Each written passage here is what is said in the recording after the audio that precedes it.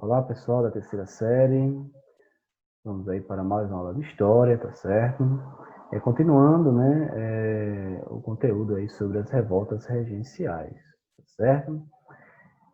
Sempre frisando, né, que esse momento, né, da regência ou das regências, né, que vai de 1831 a 1840, vai ser um momento de muitos conflitos, tá?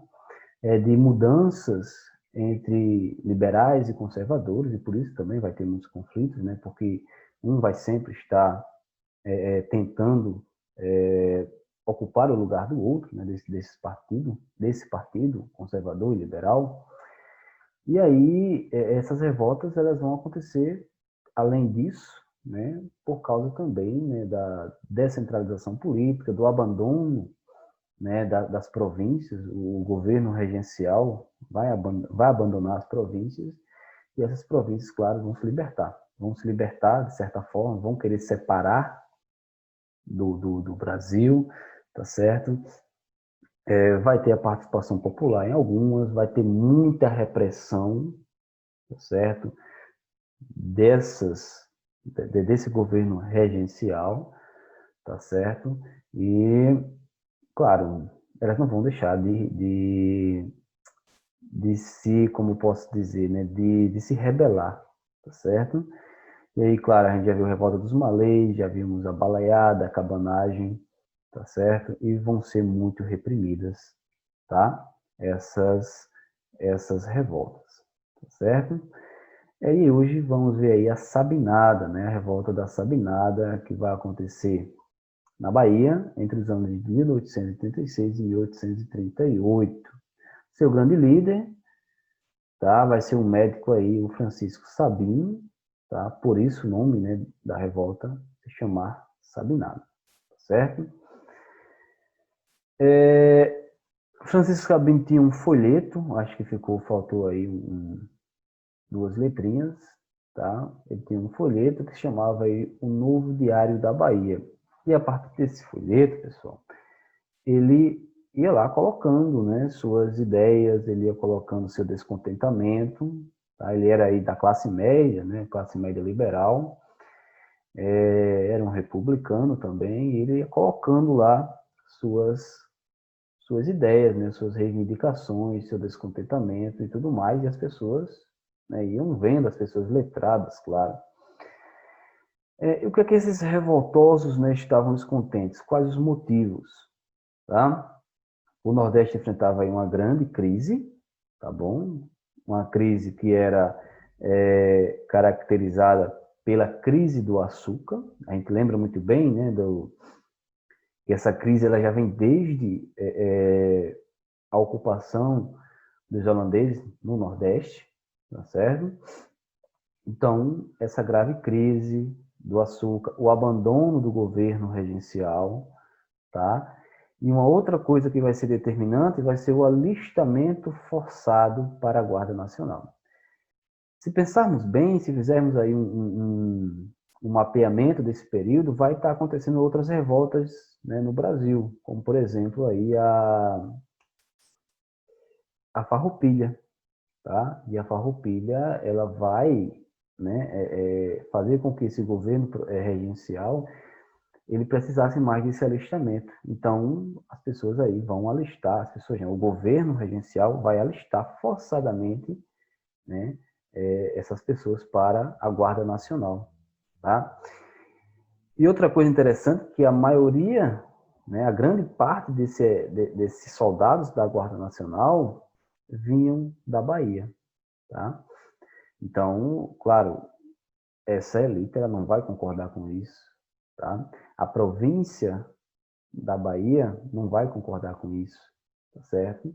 E aí, claro, essas pessoas vão começar a se organizar, tá bom? E vão se rebelar contra isso, tá?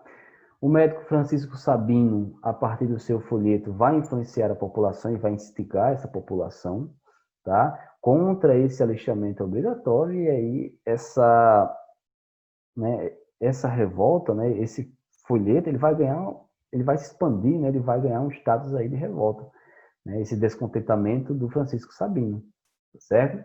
E nesse folheto ele vai divulgar, né, as suas ideias republicanas, e com isso eles vão proclamar aí a República da Bahia, tá certo? E o que é que eles queriam?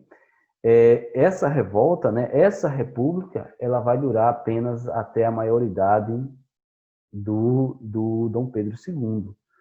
E é uma das contrariedades, né, do movimento, da revolta, porque eles não eram republicanos, então por que eles iam se separar do Brasil até a maioridade do Dom Pedro II? É um pouco contraditório, tá certo? Mas, enfim, eles tinham aí essas ideias republicanas e por isso proclamaram aí a República, né, da Bahia, tá? Quem participa desse movimento vai ser as classes médias urbanas, a elite ela não vai participar, a população também não vai participar, né? A população mais pobre, né? Não tem caráter popular, tá certo? E só as classes médias vão participar, tá bom?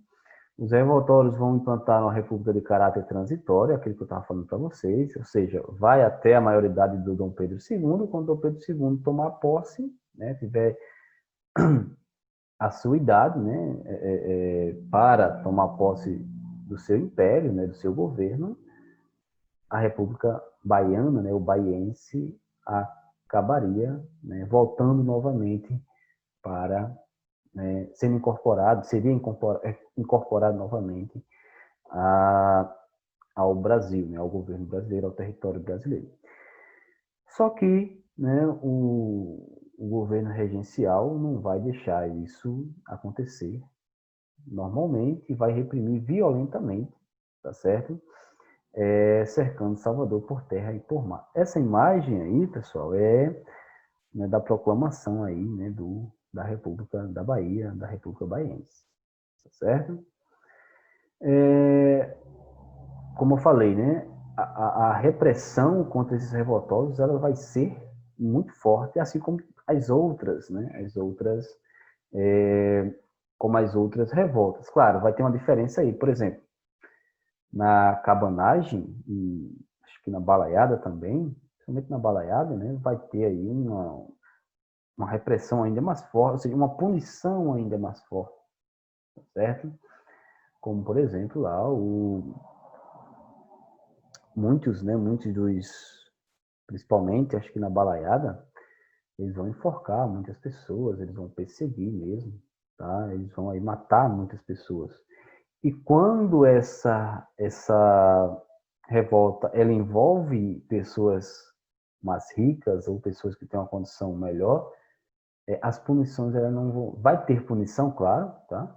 Mas ela não vai ter aí uma punição mais forte, né? Uma punição mais intensa, uma punição que vai demonstrar, né, tanta violência. Vai ter execução, vai ter enforcamento, né? Mas não vai ser, né, da forma ou da maneira que foi, né, nas outras revoltas que tinham um caráter mais popular, tá certo?